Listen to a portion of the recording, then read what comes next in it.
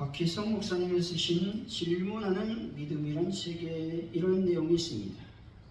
목표하면서 항상 마음에 사라지지 않는 것은 바로 하나님이 놀라운 일을 행하실 것이라는 기대감입니다.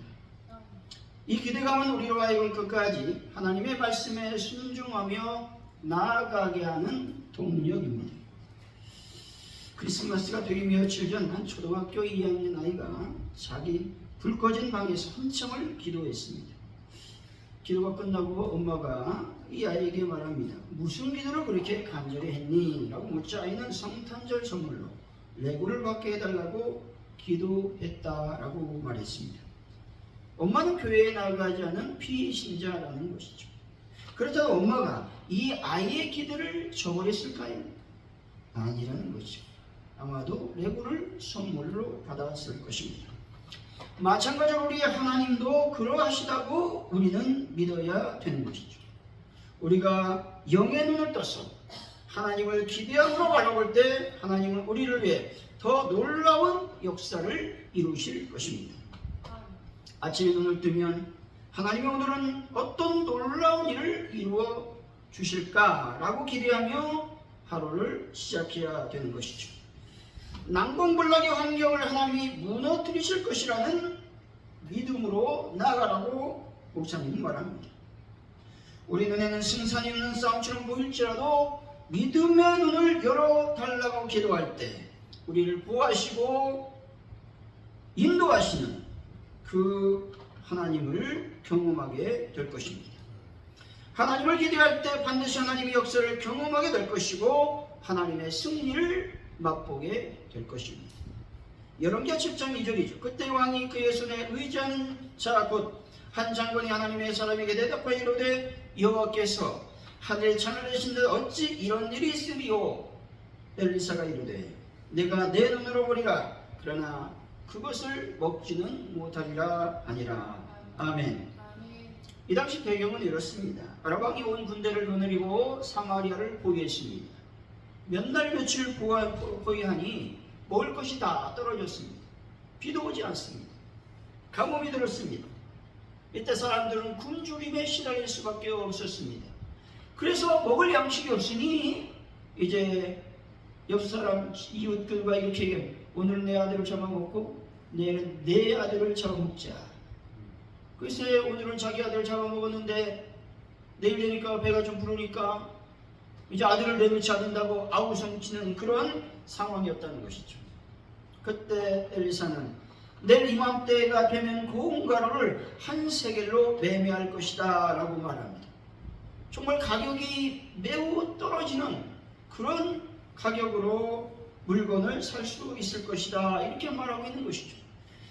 이때 한 장관이 엘리사에게 말합니다. 한 장관은 천지개벽이 있어도 그런 일은 이루어지지 않을 것이다 라고 말합니다. 이때 엘리사는 내가 내 눈으로 볼 것이지만 결코 나는 그것을 먹지 못할 것이다 라고 말하는 것이죠. 한 장관은 하나님의 역사를 증거하는 선지자의 말을 믿지 못했습니다. 이 말은 하나님의 말씀을 대하는 태도로 경건의 능력을 알 수 있다라는 말씀인 것이죠. 엘리사가 하나님의 말씀을 전할 때 왕의 장관은 믿지 않았다는 것이죠. 다시 말해 하나님 말씀보다 자신의 판단을 신뢰하는 사람은 하나님의 말씀을 결코 믿을 수도 없고 그 말씀에 순종할 수도 없다는 것입니다.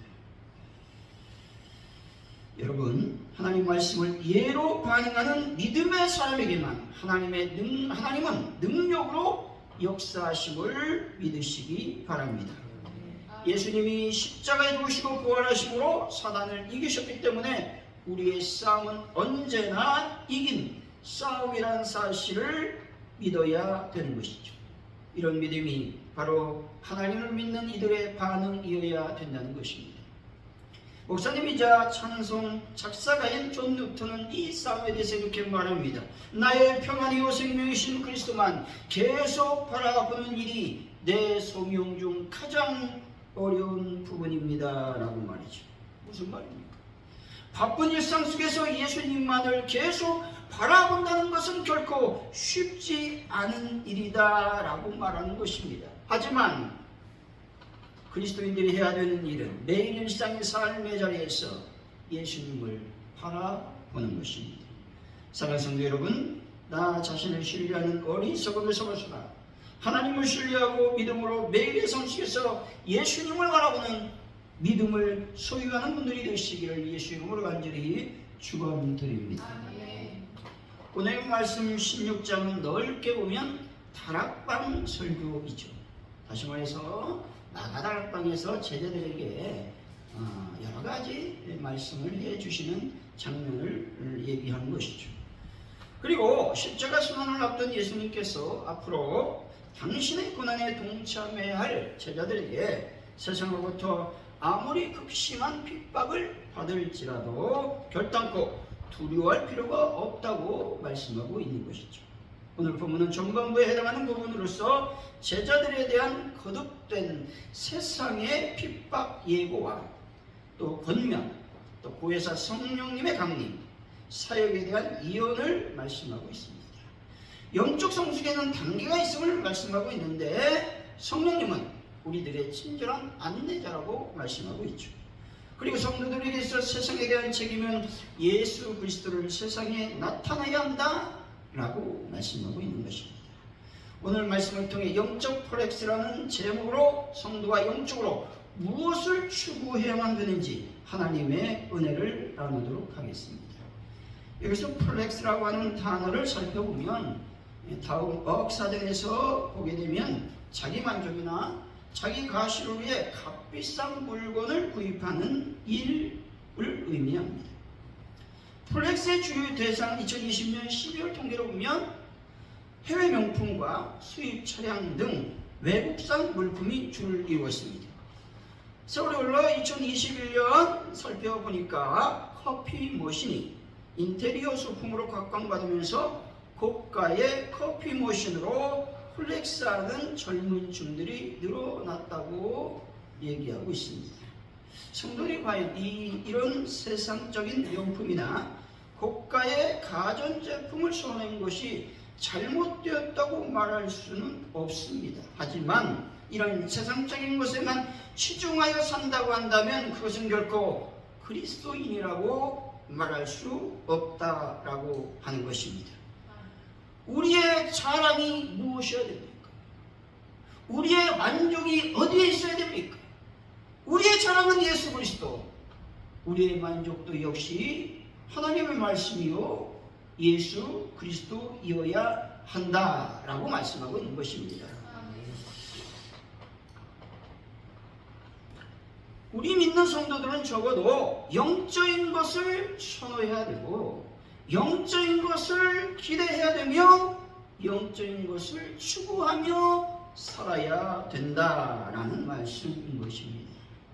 그리스도인들이 영적을 추구해야 되는 일은 과연 무엇이 있겠습니까? 첫째로 영적인 성숙을 최우선하는 삶을 살아야 된다고 말씀하고 있습니다. 12절이죠. 한번 읽어봅니다. 시작. 내가 아직도 너에게 이룰 것이 많으나 지금은 너희가 감당하지 못하리라. 아멘.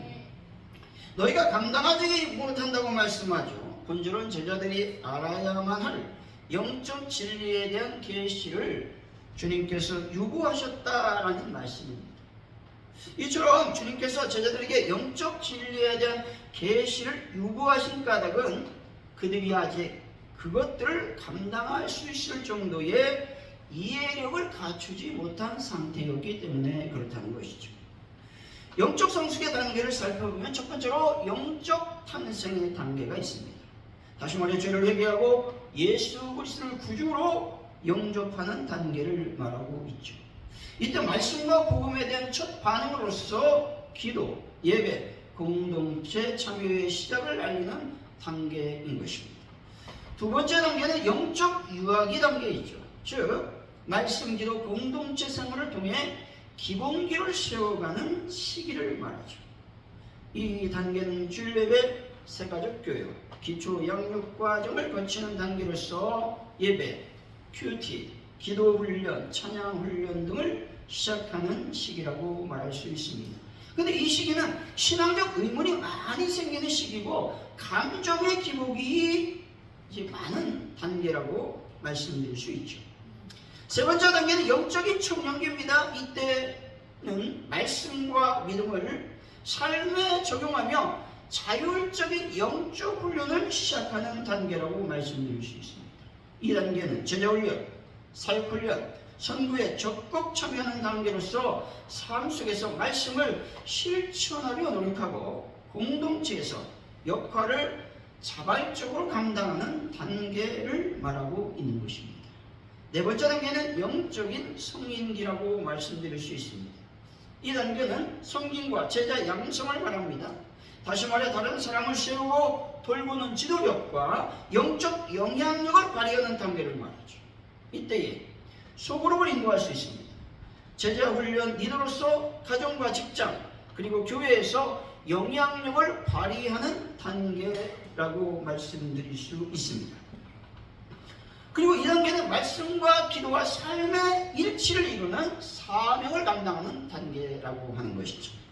다섯 번째 단계는 영적 노년기 단계입니다. 이때는 영적 부흥과 영적 전수를 담당하는 단계라고 말씀드릴 수 있습니다. 이때는 자신의 경험과 믿음을 다음 세대에 전수함으로써 멘토링, 후배 양성, 영적 스토리텔링 등 인생 후반기에 영적으로 건강한 영향력을 발휘하는 단계를 말하는 것이죠. 영적 노년기에 접어들면 교회 역사의 흐름 안에 믿음의 유산을 남겨야 된다는 것입니다. 여러분 지금 신체적 나이를 벗어나 과연 어떤 영적 단계에 머물고 계십니까? 교회는 단지 모이는 장소가 아니라 성도 한 사람 한 사람이 영적으로 성장하는 공동체 토양이라고 하는 것이죠. 예수님의 지상명령인 전도하라는 말씀처럼 제자를 세우고 제자가 되어가는 여정 속에서 영적 성숙은 하나님과 친밀한 동행으로 향하는 길이라고 말씀드릴 수 있습니다. 여러분 영적으로 성인기의 삶을 삶으로써 교회에서 큰 일꾼으로 하나님의 크고 비밀한 일들을 알고 실천하는 삶을 살아가는 분들이 되시기를 바랍니다. 사무엘상 3장 10절이죠. 여호와께서 임하여서서 전과 같이 사무엘아 사무엘아 부르시는지라 사무엘이 된 말씀하옵소서 주의 종이 듣겠습니다 하니 아멘. 하나님께서 사무엘을 부르셨죠. 그런데 하나님께서 사무엘을 몇 번째 불렀을 때 오늘 본문의 말씀을 하고 있습니다. 몇 번째? 첫 번째, 두 번째, 세 번째까지 이 말씀을 하지 못합니다. 첫 번째, 두 번째, 세 번째 누가 부른다고 생각해서 어디로 달려갔습니까? 엘리 제사장이 자신을 부른다고 생각해서 엘리 제사장에게로 나아갑니다. 첫 번째, 두 번째는 엘리 제사장이 판단하지 못하고 그냥 가라 말했지만 세 번째 사무엘이 엘리 제사장에게 왔을 때에 엘리 제사장은 하나님께서 너희를 부르시는 일이니 부를 때에 이렇게 대답해라 라고 말했습니다. 그래서 네 번째 하나님이 사무엘아 사무엘아 부르실 때에 사무엘은 이렇게 말하죠. 말씀하옵소서 주의 종이 듣겠습니다 라고 말합니다. 여러분의 신앙의 성숙이 어디에서 오느냐? 말씀하옵소서 주의 종이 듣겠습니다 라고 말할 수 있어야 된다라고 하는 것입니다. 사무엘은 어린 시절 하나님의 음성을 들었지만 즉시 인식하지 못하고 엘리 제사장의 가르침을 통해 하나님의 음성을 알 수가 있었습니다. 사무엘은 이때 영적 성숙의 한 단계를 경험하게 된 것입니다. 그리고 계속된 영적인 경험을 통해 영적 감각이 자라면서 하나님의 음성을 정확하게 분별할 수 있는 영적 성숙을 맛보게 되는 것입니다.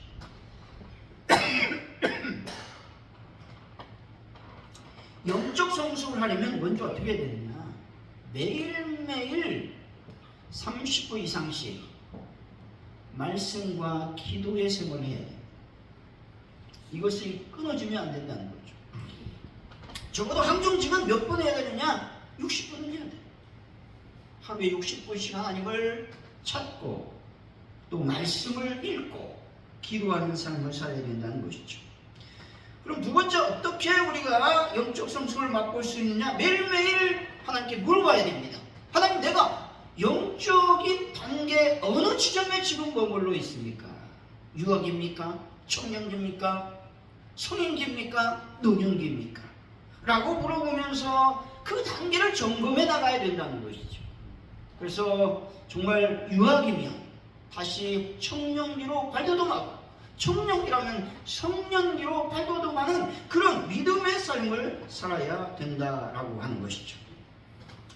에베소 4장 13절의 말씀이죠. 우리가 다 하나님의 아들을 믿는 것과 아는 일에 하나가 되어 온전한 사람을 이루어 그리스도의 장성한 분량이 충만한 데까지 이르리니. 아멘. 여기서 온전한 사람이라는 말은 더할 나위 없이 온전히 성장한 사람을 말하고 있죠. 장성한 분량이라는 말은 첫째로 나이를 의미하는 말입니다. 즉 무슨 말이냐? 성인이 된다는 말인데 그리스도인들이 유년기를 벗어나 영적으로 성숙한 분량에 이르는 것을 말하죠. 도대체 어떤 의미가 있느냐? 영적으로 자라나는 것을 의미하고 있다는 것이죠. 다시 말해서 나이가 먹어감에 따라 키가 자라듯이, 또 연령이 들어감에 따라 키가 자라듯이 영적인 지식과 믿음의 분량이 자라나는 시기를 말하고 있는 것이죠. 사랑하는 성도 여러분, 신앙생활에서 영적인 것들을 추구하심으로 영적으로 성숙한 단계에 이르러 예수님을 믿는 것과 아는 일에 하나가 되어 온전히 성숙한 분들이 되시기를 예수 이름으로 간절히 축원드립니다. 그리스도인들이 영적으로 추구해야 되는 일은 과연 어떤 일이 있을까요? 둘째로 성령님과 미래를 계획해야 되는 것입니다. 13절이 좀 읽어봅니다. 시작. 그러나 진리의 성령이 오시면 그가 너희를 모든 진리 가운데 인도하시니 그가 서글지 말하지 않고 오직 이런 것을 말하니 장래를 너희에게 알리시리라. 아멘. 성령님은 장래일을 알리신다고 말씀하고 있습니다. 여기서 장래일은 좁은 의미로 닥칠 예수님의 십자가상의 죽음과 그의 부활을 의미하죠. 넓은 의미로 살펴보면 죄와 의와 심판을 선포하는 종말론적 사건을 말하고 있죠. 결국 장래일은 전체 구속사 중 남은 부분에 대한 것으로서 예수님이 이 세상에 오신 이후 성취된 일들을 말하고 있는 것입니다. 이 말은 재림까지 염두에 두고 하신 말씀이 장래일이라고 하는 것입니다. 다시 말해 성령님은 과거, 현재, 미래의 모든 일들에 대해서 다 알고 계시다라는 겁니다. 따라서 성령님께서 우리가 하나님의 계획과 목적을 따라 적절하게 모든 준비를 할 수 있도록 인도하신다라는 말씀이죠.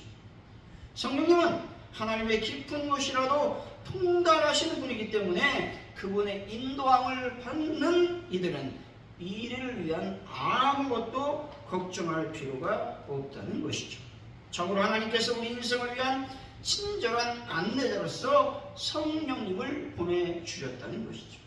성령님께서는 우리 미래를 정확하게 알려주실 수 있기 때문에 그분의 인도를 받지 못한 이들은 자신의 미래를 위해서 제대로 준비할 수가 없다는 것이죠.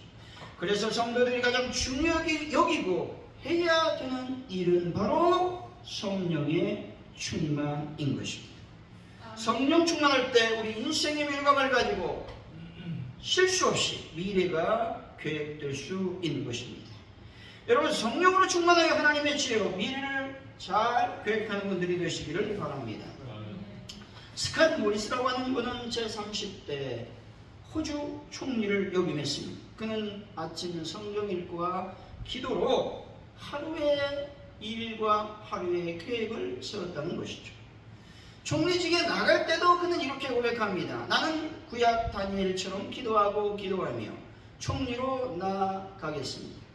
모세의 지팡이를 기억하고 믿음으로 내가 손을 들고 바다로 나가겠습니다. 라고 결단을 내렸다고 말하죠. 자신의 모든 결정은 기도와 공동체 분별력을 거쳤다고 고백합니다. 그는 외교, 국내 정책 등에서 기도와 멘토, 또 교회 지도자들과의 나눔, 그리고 하나님의 평강을 통해 결정을 내렸다라고 말하고 있습니다.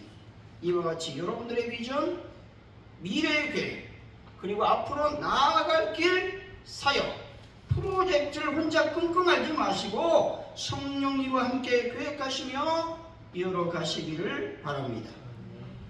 여러분, 여러분들의 미래와 가정의 미래를 잘 알고 계시는 성령님과 동행하시기를 바랍니다.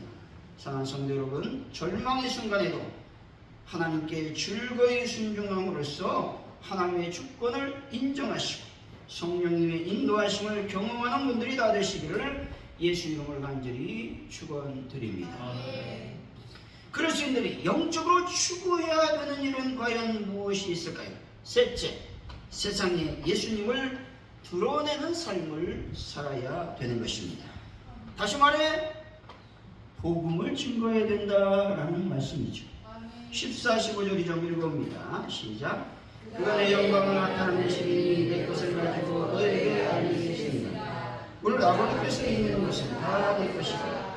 그러므로 내가 말하기를 그가 내 것을 가지고 너에게 알리시리라 하였노라. 아멘. 예수님은 성부 하나님으로부터 모든 것을 받으셨습니다. 그리고 우리에게 오셔서 구원의 길을 여셨습니다. 우리에게 성령님은 이렇게 말씀하죠. 성령을 보내셔서 자신의 것을 성령님에게 우리에게 알리시겠다고 가르치고 있는 것이죠. 성령님은 그리스도의 인격 및 사역을 분명하게 드러내심으로 예수님의 영광을 드러내셨습니다. 성령님의 사역은 그리스도를 이 세상에 알리고 나타나는 일에 집중되어 있다는 것입니다. 마찬가지로 성도들은 성령의 인도를 받아 자신의 삶을 통해 그리스도의 인격과 삶 그리고 사역을 세상에 알려야 된다는 것입니다. 모든 민족으로 제자를 삼으라는 주님의 명령은 세상에 그리스도의 영광을 드러내라 라고 하는 말씀인 것이죠. 예수님의 영광을 드러내기 위해서 해야 되는 일은 무엇이 있습니까? 예수님의 인격과 예수님의 성품과 예수님의 정신과 예수님의 생활을 본받아야 되는 것이죠. 이런 예수님의 모든 것을 믿지 않는 영혼들에게 보여줌으로써 죽어가는 영혼들을 예수께로 인도하게 되는 것입니다. 마가복음 16장 15절이죠. 또 가라사대 너희는 온천에 다니며 만민에게 복음을 전파하라. 여기서 만민이란 말은 모든 피조물을 지칭하는 말로서 인류 전반을 가리키는 말씀이죠. 마디 프리웨트 트로우트라고 하는 여성이 있는데 2020년 미국 ABC 방송 인기 리얼리티 프로그램인 배첼러에 출연합니다. 배첼러라고 하는 프로그램은 진실한 사랑을 찾기 위한 남녀의 특별한 경험을 쇼로 보여주는 미국 ABC 방송국 프라임 시간대의 간판 프로그램인 것이죠. 그녀는 예수님 중심에 둔 크리스찬 영향력자로 자신만의 신앙 여정을 풀어냈다는 것이죠. 그녀는 이렇게 말합니다. 기독교 신앙은 내 삶 전체입니다 라고 고백하고 있습니다. 순결, 복음, 자아 존중이라는 주제를 통해서 MZ 시대에 예수님을 드러내는 영광의 삶을 살고 있습니다. 이 프로그램에 출연한 후 그녀는 공개적으로 예수님 중심의 신앙을 드러내며 사람들의 시선보다 하나님이 원하시는 기준을 우선순위에 두는 삶을 살아가고 있습니다. 그녀는 다양한 매체, 책과 방송과 강연을 통해 하나님의 부르심을 따라 민족, 세대, 문화 속에서도 말씀을 전하는 자가 되겠습니다 라고 선포하며 하나님의 복음을 증거하고 있다는 것이죠. 복음의 증인은 말뿐만 아니라 삶의 방식으로 복음을 전하는 사람인 것이죠. 성령님은 복음을 이야기하고 전할 용기를 주시는 분이신 것이죠. 말로만 전하는 것이 아니라 내면의 변화된 삶 그 자체로 복음이 되어야 된다 라고 말씀하고 있습니다. 가정에서, 친구에게, 또 직장에서 세계로 하나님의 복음을 증거해야 되는 것이죠. 복음의 증인으로서의 삶은 때때로 분리, 거절, 고난을 감내해야만 되는 것입니다. 여러분, 성령의 인도하심을 받아 예수님을 삶 속에서 드러내는 분들이 되시기를 바랍니다. 결론적으로 그리스도인들이 영적으로 추구해야 되는 것은 먼저 영적인 성숙을 최우선하는 삶을 살아야 합니다. 그리고 성령과 미래를 계획해야 되고 예수님을 세상에 드러내야 한다는 것이죠.